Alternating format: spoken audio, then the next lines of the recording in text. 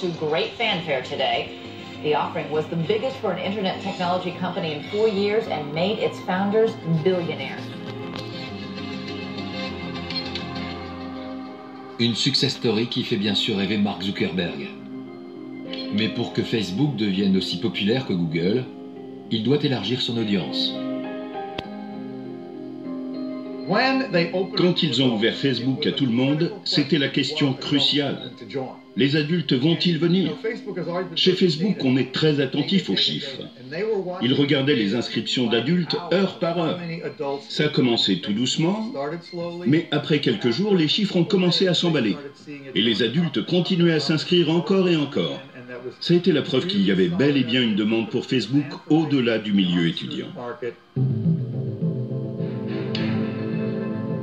En à peine un an, le réseau compte plus de 58 millions d'utilisateurs. Un succès qui attise les convoitises. Microsoft, Google ou encore Yahoo sont prêts à mettre des millions sur la table pour acheter Facebook. Mais du haut de ses 22 ans, Mark Zuckerberg s'amuse à refuser une à une les offres de rachat.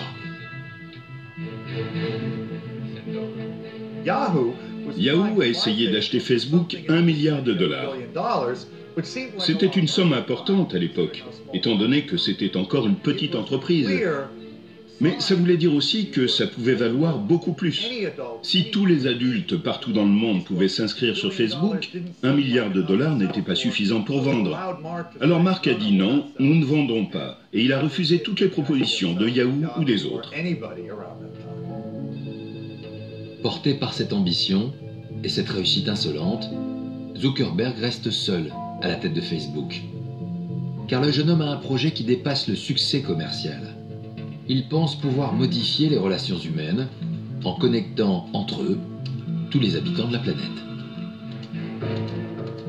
Mark Zuckerberg est vraiment habité par sa vision de Facebook, qu'il considère comme la base d'un village global. Un moyen de connecter le monde entier, de créer une communauté globale. C'est ça son rêve.